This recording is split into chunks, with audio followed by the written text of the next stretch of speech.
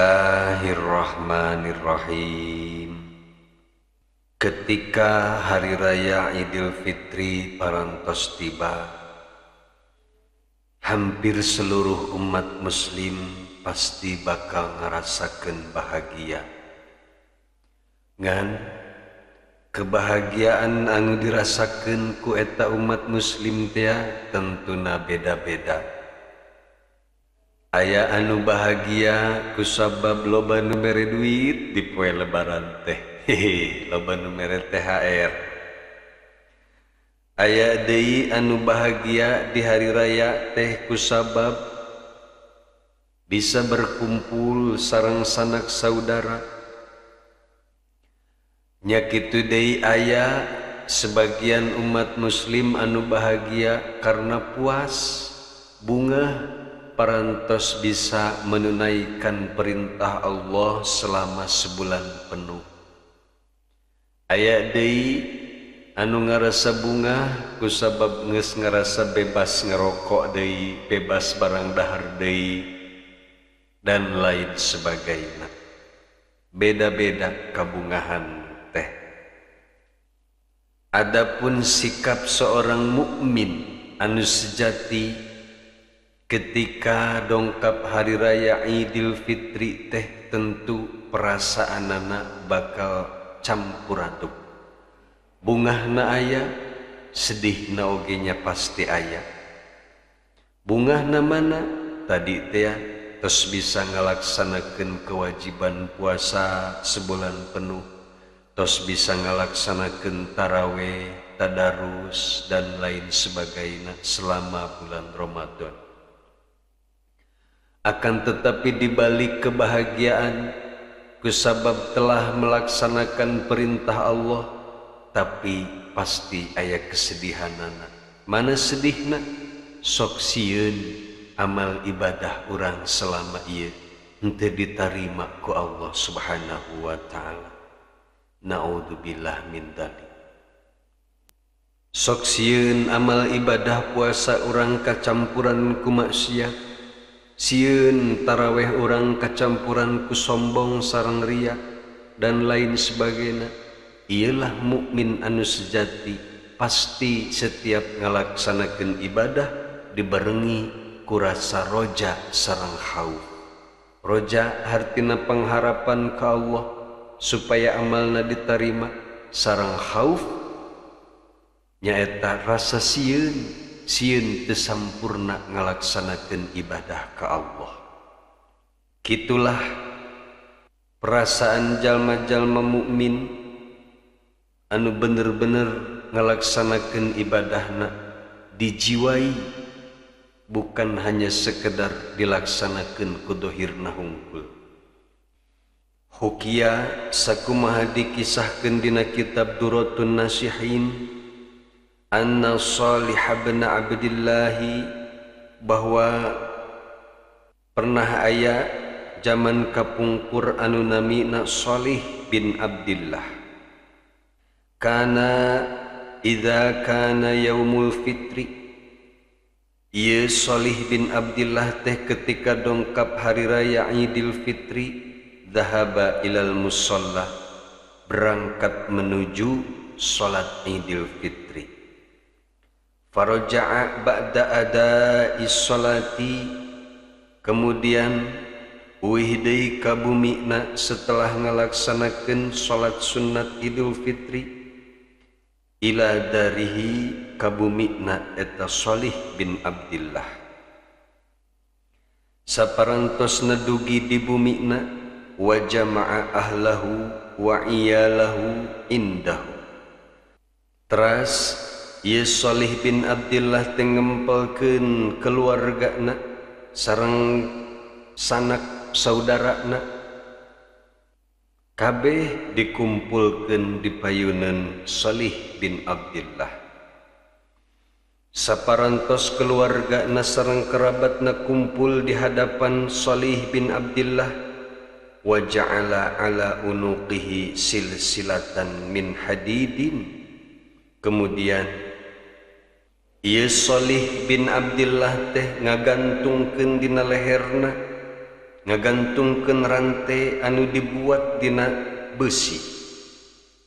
Wahalar romada ala ra'sihi, teras ieu Shalih bin Abdullah teh ngaurkeun debu kana mastakana wa jasadihi sareng kana awakna ieu Shalih bin Abdullah. Wa baka bukaan syadidan, kemudian ieu Shalih bin Abdullah teh nangis sejadi-jadina. Ieu kan tingkah laku aneh. Balik sholat Idul Fitri keluarga na dikumpulkeun, urang mah biasana sok bagi-bagi angpau. Hehe. Ieu mah lain. Balik sholat Idul Fitri teh ngagantungkeun rante tina beheungna, terus ngaurkeun kesik atanapi debu kana mastakana sareng jasadna, bari ceurik satarik-tarikna. Faqalu, kemudian nyararita eta keluargana, ya Shalih, hadza yaumul Id. Wahai Shalih, ieu teh poe lebaran. Wa yaumus sururi, jeung ieu teh hari kebahagiaan, hari bergembira. Fama haluka hadza, kunaon atuh hari anjeun menang kitu, menang ngagantungkeun rante sareng ngaurkeun kesik atanapi debu kana awak sareng kana mastaka anjeun bari jejeritan ceurik. Faqala, kemudian ngawaler ieu Shalih bin Abdullah teh, arabtu dzalika, kaula ge nyaho wahai saudaraku, ieu teh poe lebaran, poe anu bahagia teh, walakin akan tetapina ana abdun, kaula mah hanya seorang hamba. Amaroni Rabbi an a'mala amalan lahu, kaula seorang hamba parantos diparentahkeun ku pangeran kaula untuk beramal hanya karena Allah. Fa amiltu, sareng kaula ge geus ngamalkeun parantos ngalaksanakeun kana eta parentah Allah.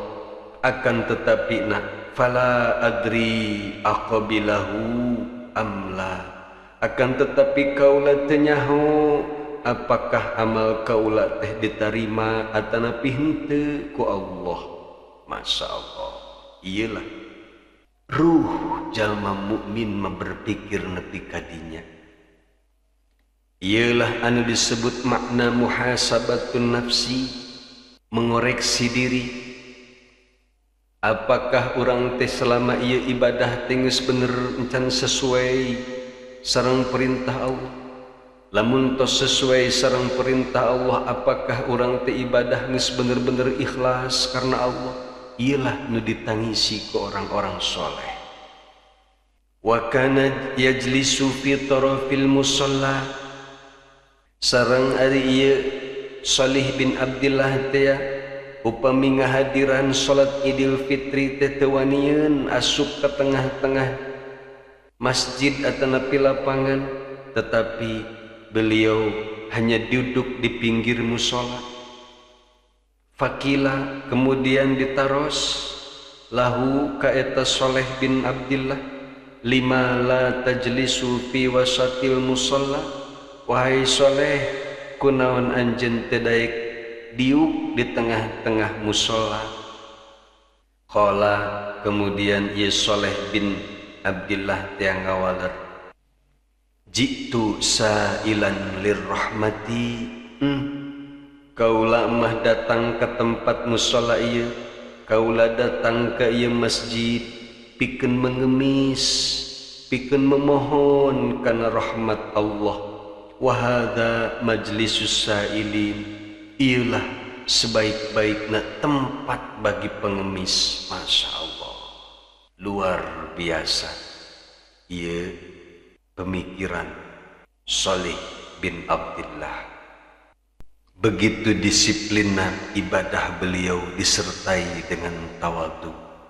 Nepi ka teu wani ka tengah-tengah musala oge, kusabab ngarasa dirina teu pantes, hanya pantas dicicing di pinggir musala, sebab ialah tempat terbaik, tempat anu pantes pikeun seorang pengemis. Masya Allah. Cenah urang ge pan sarua ai pelebah dinya mah sok hayang biuk teh pang tukangna, malahan hayang pang sisina. Coba tanya naon niatna. Paling oge niatna ame hayang buru-buru balik. Eta masalah niat kitu mah. Nah, iyalah kisah singkat ieu sakedahna jadi motivasi pikeun urang sadayana bahwa ibadah teh kudu bener-bener dibarengi dengan adab, kudu bener-bener dibarengi dengan tawadhu ke hadapan Allah Subhanahu wa taala. Ngan ari palebah diuk di pinggir musholah nama ulah diturutan ku kabehan. Atuh lamun kabeh embung asup ka jero masjid rek saha anu cicing di jero masjid. Masjid jerona kosong bila luar we kabeh gitu. Tapi anu kudu diturutan ieu Shalih bin Abdillah bener-bener bisa ngahadirkeun hate sareng ruhna ketika ibadah ka Allah Subhanahu wa taala.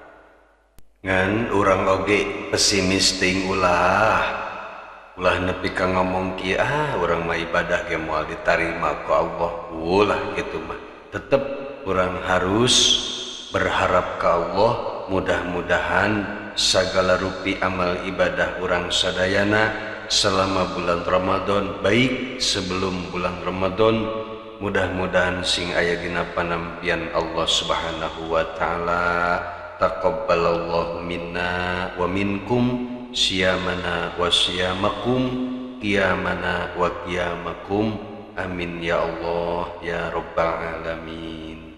Ieu keterangan dikutip ku Syekh Utsman Al-Khawbawi dina kitab Zubdatul Wa'idin wallahu a'lam bishawab.